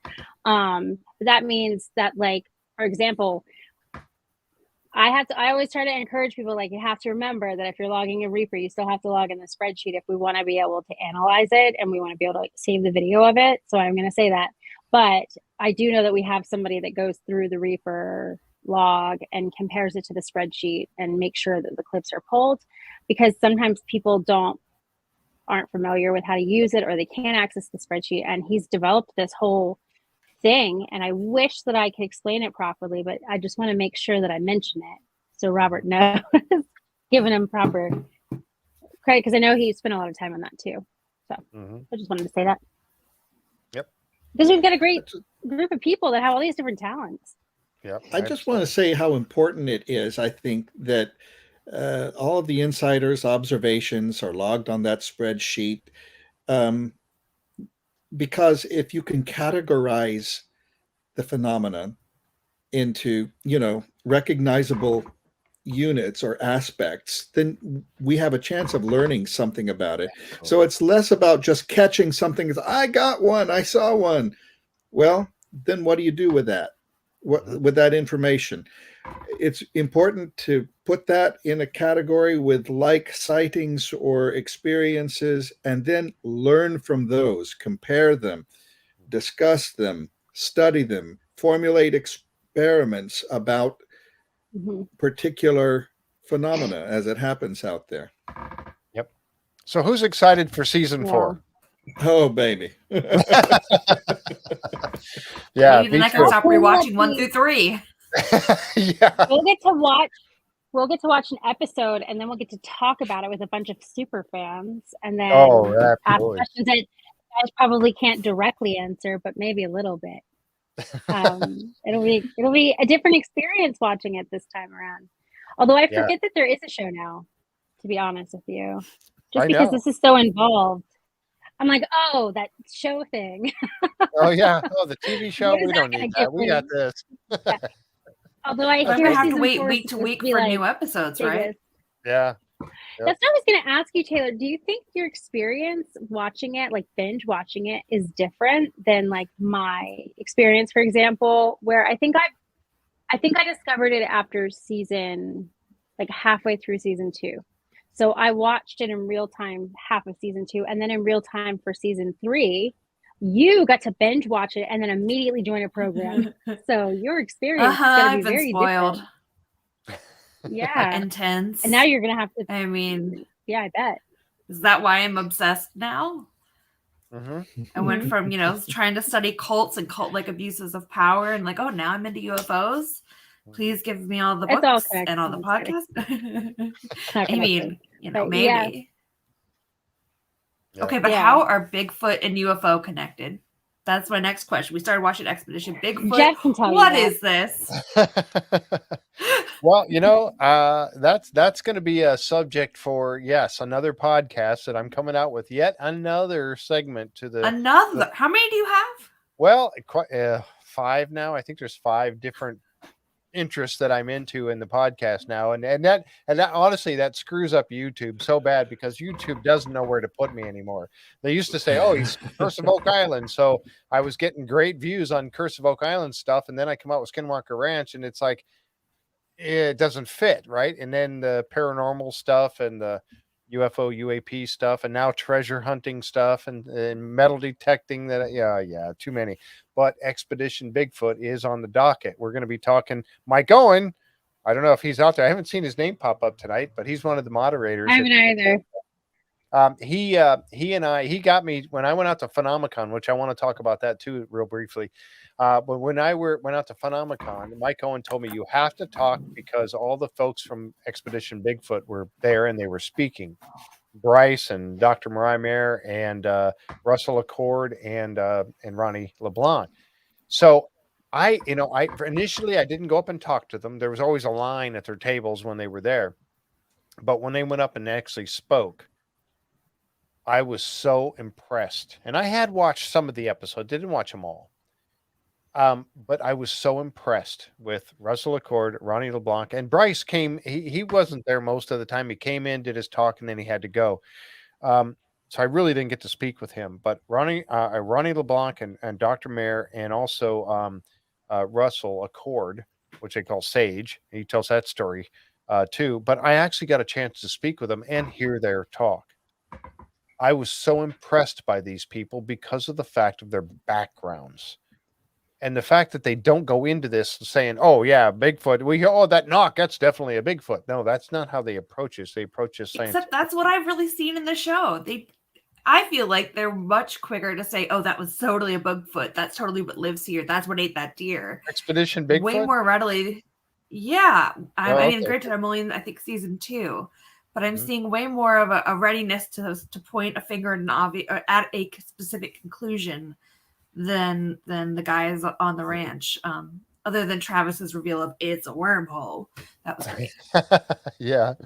Well, that's the thing. And you look at the background of Dr. Mayer and listening to her, it was really. And so anyway, I'll try to wrap this up. But anyway, I got to that point where I met them and talked to them, and I thought, okay, I'm going to explore the whole Bigfoot thing. And there are people who feel, again, I know it's a reach out there, but people who feel that Bigfoot is a interdimensional being of some sorts, and that's why there's no bones, and that's why they can disappear off of thermal imaging. For 1 minute they're there, and the next moment they're gone, and stuff like that. So it's one of those types of situations. But we're gonna explore that. We're gonna be talking about that on the podcast, Mike Owen and I, and then I also have Ronnie LeBlanc and Dr. Mayer coming on the podcast. We haven't got a date yet, but we'll get that going.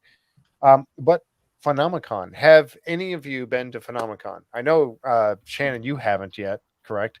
Nope. David's saying no. Taylor, have you been there? No.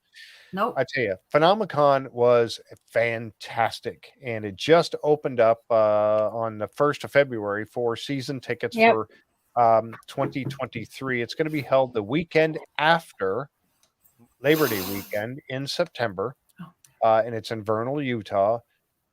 If you can, you need to go to this because you will get to meet all the Skinwalker Ranch guys.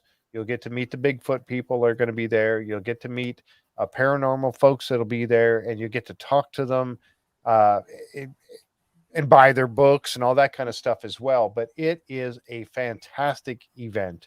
I encourage you to check it out. You can check it out, Phenomicon 2023. It's out on YouTube. You can check it out, and they got a website also. You can look at it there. But Thomas is so involved. He helped set up the first. This is be the 3rd year, and he is involved in there. Yeah. He's there all the time. Not just really him. I think his wife helps too.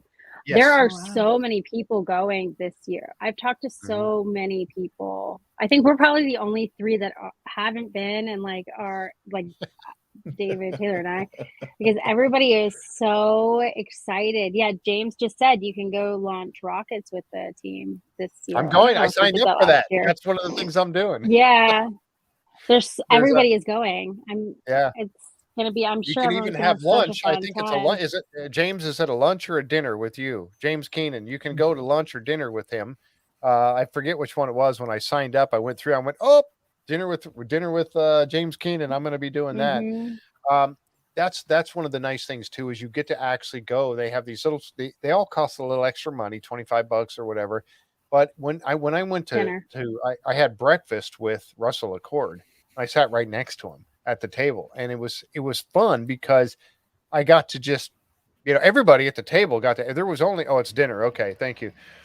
Everybody, there was maybe only about 12 of us there, honestly, and so everybody had access to ask him questions, and he talked and gave us a wonderful time. But you get to do this with all the different people that'll be there speaking if they have a dinner or lunch or breakfast engagement. So really a good time, and you guys will love it if you go and see it this year. Yeah. Does share what he can for the She's saying that yeah, you share. Yeah. I did. I went live last year. I actually went live. I Mhm. went. I had my phone and I went live on YouTube, and I was walking around talking to insiders. That was one of the best parts, was meeting all the insiders out there that came up and talked to me. And so I went around and met and talked to quite a few of them. I walked up to Travis, and Travis came in the booth. He was in the yes, the petroglyph clip out at the trip out at McConkey Ranch. And are you going to be doing that again, James? Are you going to be the speaker for that? I know he did last year, and I went to that. And Miriam was here. That's where I met Miriam for the first time. We went out to McConkey Ranch, and James gave the tour and walked us through that whole awesome. I mean, you can't get this anyplace else. I mean, firing rockets off with the Skinwalker Ranch team. I mean, come on, who wouldn't love that? Oh, he is. Okay, good. Good. That's great. But yeah, it really is a good time. If you can go, you really need to try to be there. And if you want to come and you're going to be there, come over and check out the Insiders booth, because I'll be over there with David and Mark and Ryan, and I'll be bugging those guys because I'll be standing right there like I did last year. So I was going to say that for people that aren't going, member support for the Insiders program did a really great job.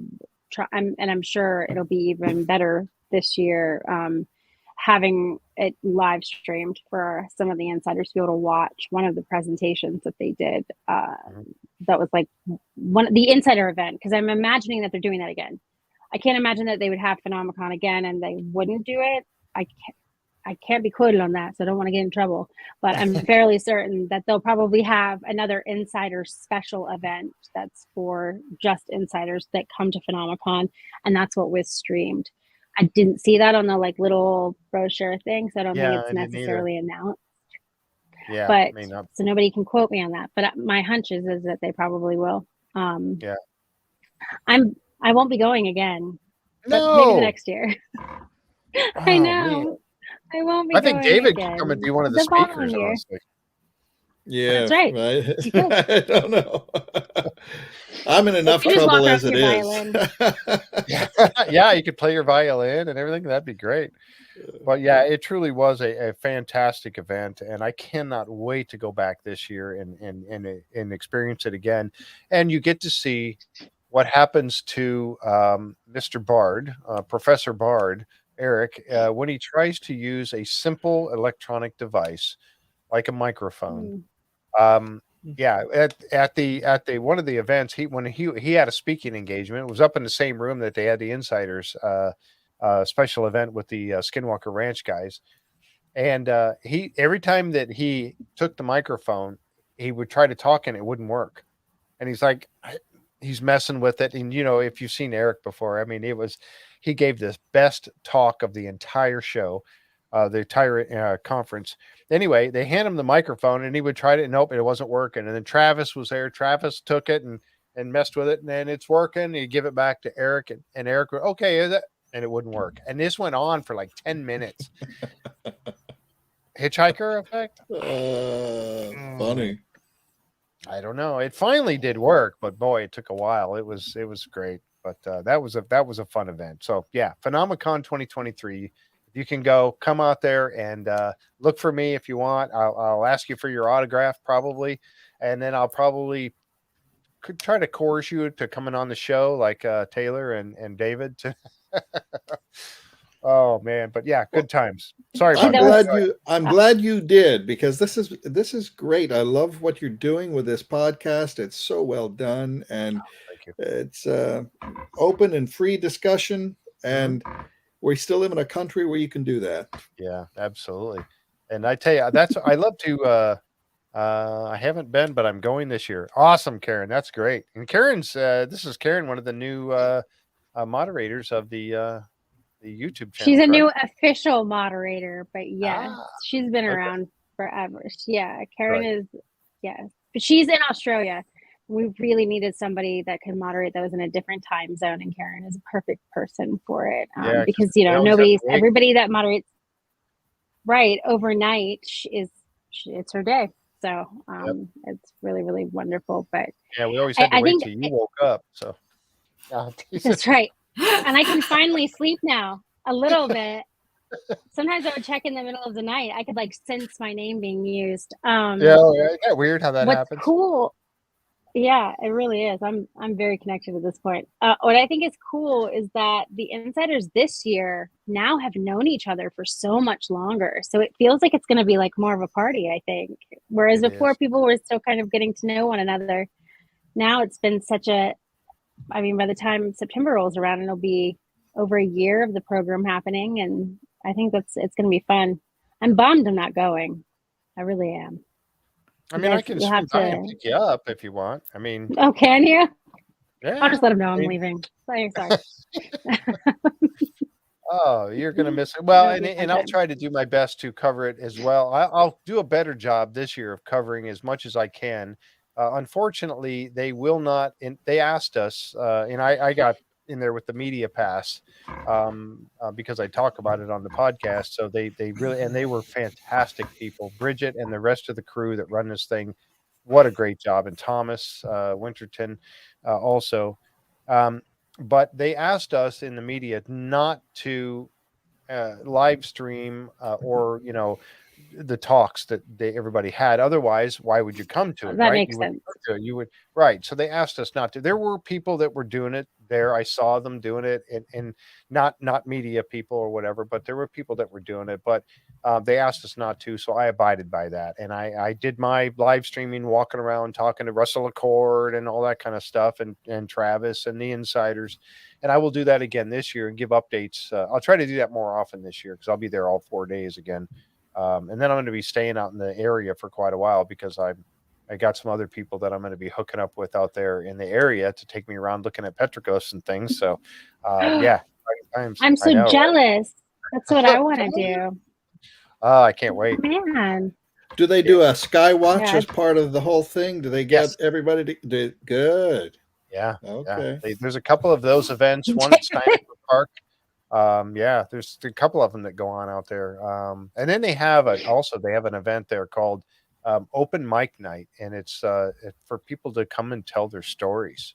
And they sit around. We have a great barbecue. I hope they have the same people. There was fantastic barbecue.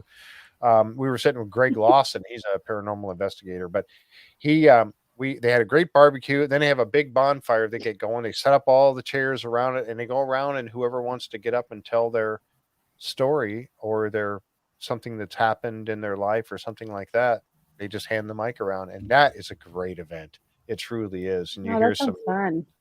It was great. And I met Jim and Roger, Jim Kelgard and Roger Stokes. That's where I met them there. And Roger I think both of them spoke at one point, but some really cool events there. So good stuff. Anyway, I know I took a lot of time talking about all that. I apologize because you're supposed to be here for you guys to talk, not me. You're the host. You can talk. Well, yeah, but I didn't want to make me want to go out there. You make me want to go out there. You should come. You should. Really interesting. It is. It's a really good time. The more I think about it, the more I want to. It's everybody's excitement for it is very contagious because well, you can't. Maybe I can make it work. I hope you can. That'd be great. I'd love to meet both of you, Taylor and David. That'd be fun to meet you guys there. I really would. If I know it costs, you got to fly out there, hotels and everything. It's all. That's why you live. You live for those things, right? Exactly. So just save your pennies Shannon, for the roomies? important things. There you go. See, there's a lot of hotels. I don't in there. know.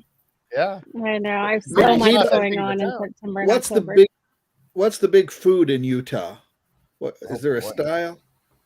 I don't know. I'm waiting for a Spicy cow. joke. Alien fried something. No, I was gonna say spicy cow, probably. Oh, Dinosaur cow. That was burgers. you. Yeah. Calypso Dinosaur hot burgers. sauce.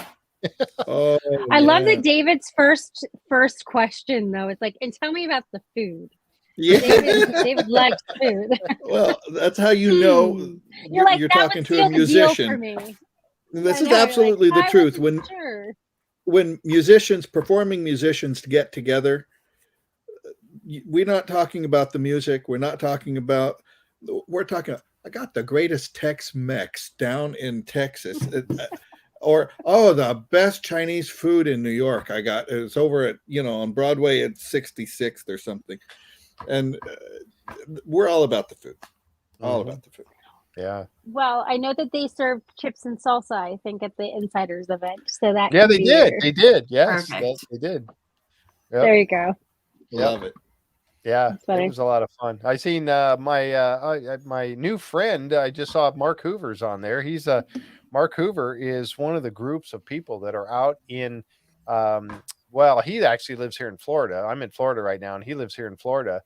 Metal detectorist, and he has been working with a team. Timothy Draper and his team out at. It's Treasures in America is their YouTube channel, and they're doing. They're out in Utah. St. George area, I believe. And they're actually looking and going through some of the Spanish mines and looking at a lot of stuff like that, looking for Spanish mines in the area. And they found a few. So that's really interesting. And so he took me out metal detecting. I got my metal detecting rig and everything. And he went out and took me out. So thank you, Mark, and appreciate you being here tonight. So that was really nice to see you show up. But yeah, that's meeting people. I mean, that's part of what I hope to be doing out there when I'm in the area this year. So I can't wait for all of that. So, yeah. I would say thank you for walking Rocket and live burger. streaming. Yeah, it was a lot of fun. Yeah, I'll be doing that again more often this year. I promise you. But there was so many events to go to. It was, oh my goodness. Yeah, until Dragon tackles him for trying to sneak onto the ranch. Nobody I does know, that. right? No, Don't try to sneak onto the ranch. This is a PSA. Do not try to sneak onto the ranch. Yes. I was just joking. I would not try to do that. No, I would not. No, Absolutely. I know that. I know, Jeff. I just thought I'd take this opportunity to be very serious and look directly into the camera to say that. No, Yes. I know that you wouldn't. No. It's private some people property, do. folks. Yeah, they do. I It know. is. And It's I think they private ought to take those health warnings seriously, because that energy out there is doing stuff. I don't know if it's directed intentionally or not, but it's not the safest place to be. Well, you take people like, and he's become a friend for Christopher Bartell. He was one of the. He's been on Skinwalker Ranch. Matter of fact, he worked for the Bigelow team, and he was out there working on the ranch with a small team. He was there a long time, and it was weird that when he got done, they wanted to do all these brain scans and everything on him as he was wrapping up, him and his team. Yeah. Why? Was he part of the experiment? Was he a tool? That's what that's interesting. I one of these days I can talk about an EEG that an experiencer the experiencer has broken 3 EEG machines. When I say we're not really broken, but the weird thing is that it reads this fellow's left hemisphere only when he's not even connected to the machine. He's got the leads on his head.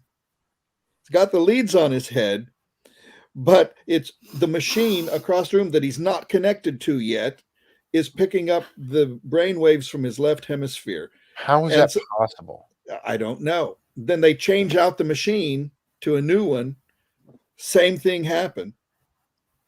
and then I can't talk about the third one, but that's Okay. really All right. interesting. Oh my gosh. Yeah, I could do a show just with you and Shannon, and I could just have No, you because on. then he'd get into trouble. He would get into trouble if he did the show That's just right. with him. Yeah, okay. And I don't want that to happen. Unless I I'm really physically in the room with him where I can actually kick him under the table. Yeah, I can No. tell when you're revving up to kick. I can tell. Mhm. Oh man. Okay. Well, that's some of the treat that we get.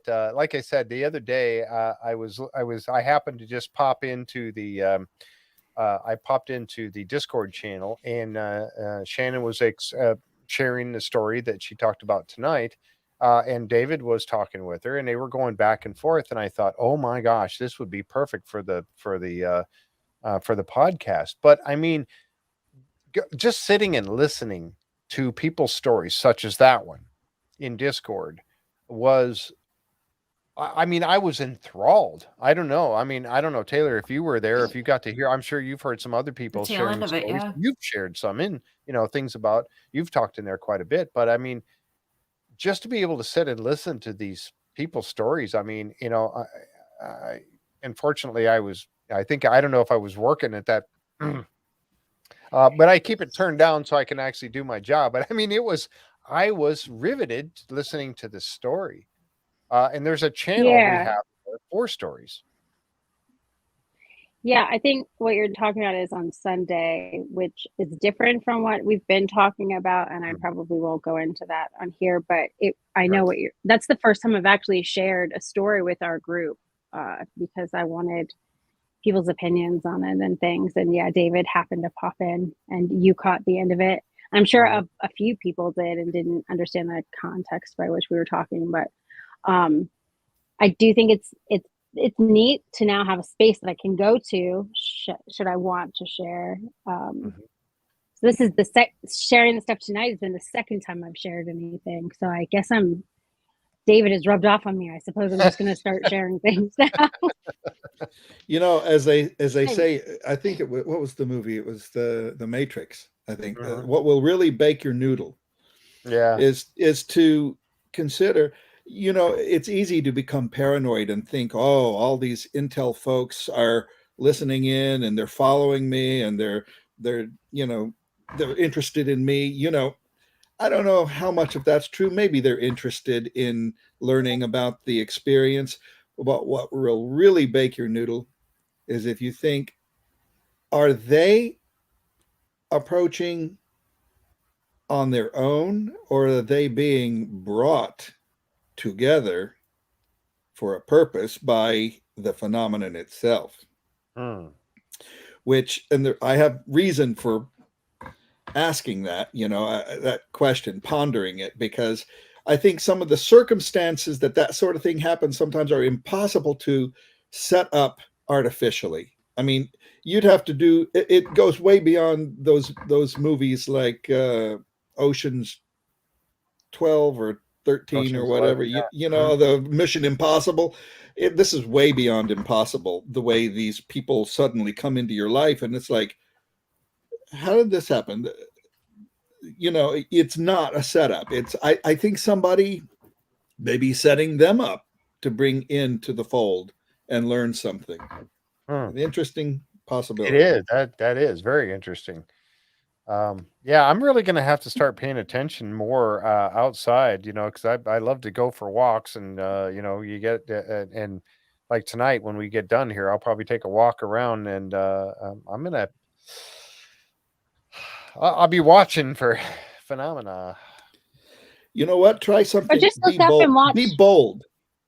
Be bold and try something. It'll make you feel uncomfortable. Okay. Look up at the empty sky and ask it to show up.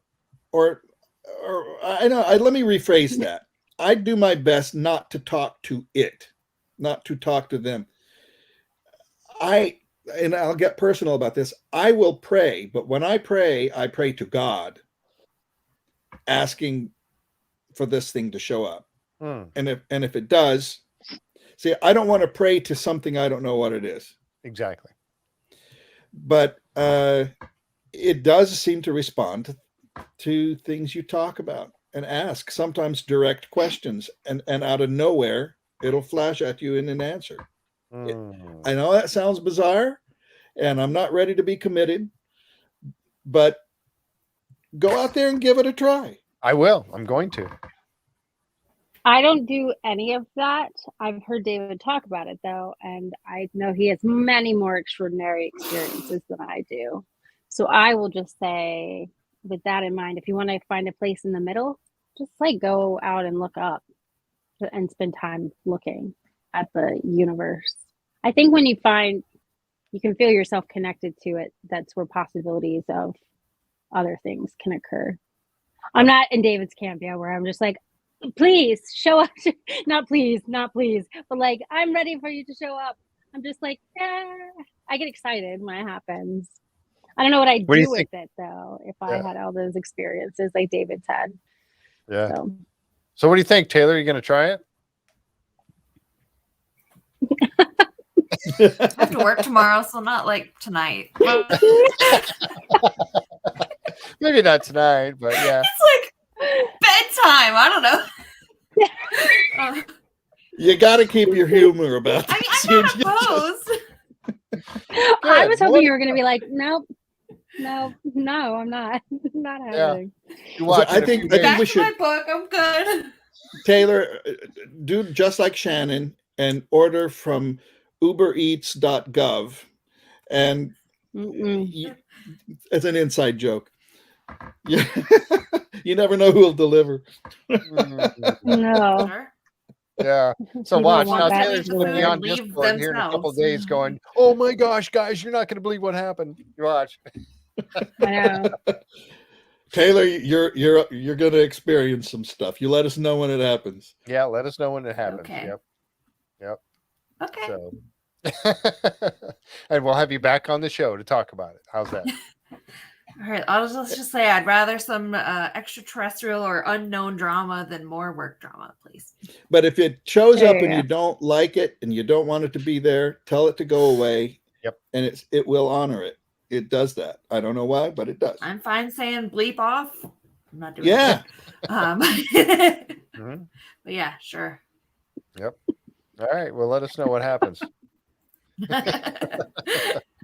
All right. Well, I'll tell you what. I'm gonna wrap it up, folks. Man, this has been awesome. I can't tell you how much I have enjoyed myself tonight. David Russell, Taylor Wilkins, and of course Shannon.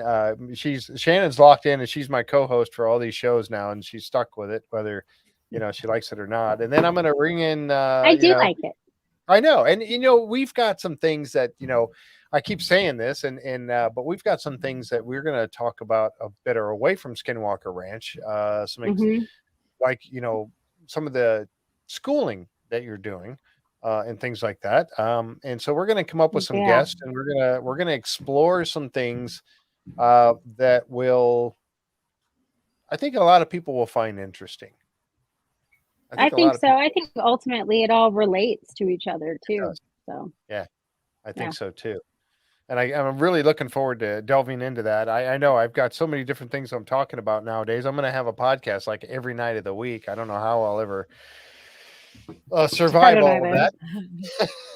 I think, Jeff, it's all snowballing, and you're going to be busier than you ever dreamed of being with all that's going to be happening in the short term. I think you're going to be a busy guy. Yeah, and that's okay. I don't mind. Everybody says, I don't know how you do it, but you know what? I do it because I enjoy doing it. I love the interaction with everybody that shows up in the chat. I love the interaction with my guest. People say, yeah, it's a great show. Well, it's a great show because of the guests that I have on and the co-hosts that I have. I really believe that's the key to it. And you guys, all three of you are such interesting people, and Richard Cornwell and Mike Owen, everybody that and Miriam, and oh my gosh, Arby Mora, everybody has been such interesting guests, and that's what makes the show, in my opinion. And I thank all of you for coming on. I'm going to be looking for some more some more people to come on the show. Shannon's going to help me find a few more. But really, honestly, for you two, if you'd like to come back on at some point and explain some more or tell some more stories, love to have you. And I thank you guys so much. If weird shit happens, Thanks you'll be the first 2-3 to know. You Good. should do a 1 year check-in on Taylor. Oh, to that's see a how she's great faring. idea. That's a great Shannon, idea. Like 1 check year on me in 1 later. hour, let alone 1 year. She's Yeah, well, like wide-eyed and like, yeah. So now a year later, what do you think about everything? Yeah, that's a great idea. I think I'm gonna have to explore that. we'll So, have to do that. for folks that have been watching here tonight, thank you so much for being here with us. We've really enjoyed your input. There's been so much chat going by. And this will be out on YouTube. And you guys, if you want to, I know we've probably missed some questions. And Linda has been doing her very best to keep up with them all. But if you get a chance later on to go back, I do turn, folks, just so you know this, I do turn off the, I make the chat become hold for review after the show is done. And the reason I do that is because unfortunately there are people that are not nice people that post things to it later on after the show is out there. So I hold them for review so that I can check out. I do my best to get out there as quickly as possible and approve you so that it's put out so that other people can see it. And I invite you to come back and check the chat later. And you too, Taylor and David, and also Shannon, you as well, so that you can see those things and you can maybe answer some questions that we may have missed. So you're welcome to go out and look at it and share this all you want. And for those of you who are watching, please subscribe if you haven't already. And if you like the content of our show, give us a thumbs up. Because that way it gets the YouTube algorithms going and we get more visibility that way to share this evening that we've had with our wonderful guest out there. So give us a thumbs up if you like the content. We really appreciate everybody. I got one more show for tomorrow night. I'll preface this real quick, and that is we are going to be going to Beyond Oak Island. We're going to have the diver Tony Sampson on the show, along with the person who found the Uintah galley, which was a Spanish ship that was sunk right off the coast of Cape Cod. It was found by Barry Clifford. He found it many years ago, and they've been pulling up gold and jewels and stuff that they found on this ship, and it's ongoing. So we're going to have them on the show here tomorrow night. Barry and his son Brandon and Tony Sampson will be sitting in as my co-host. He's a diver that went out there and explored that as well. So that's tomorrow night, 7:30. And then, of course, next week we're back at it, and we're going to be having another Insider's Insights coming up very soon. And I have to throw this out there. I'm sorry. I've got travel mugs. They're called tumblers, I guess. If you'd like to get one of these, got the logo of the show on there. If you'd like to get one of those, it does help support the show. And that's the only reason why. If you want one, great. You go to Blue Six Laser, Lazer, blue6laser.com. Let her know she's going to have a link there for him. That's Jess Grolos, great friend of Curse of Oak Island and all that. And she will send you one of these mugs. They're $25 a piece, but it really does help the show when you do that. And we have our Patreon channel. So again, sorry about all that, but I had to throw that out there. Thank you folks for being here. Thank you guys. We'll catch you next time right here on JFree906 podcast. Good night, everyone.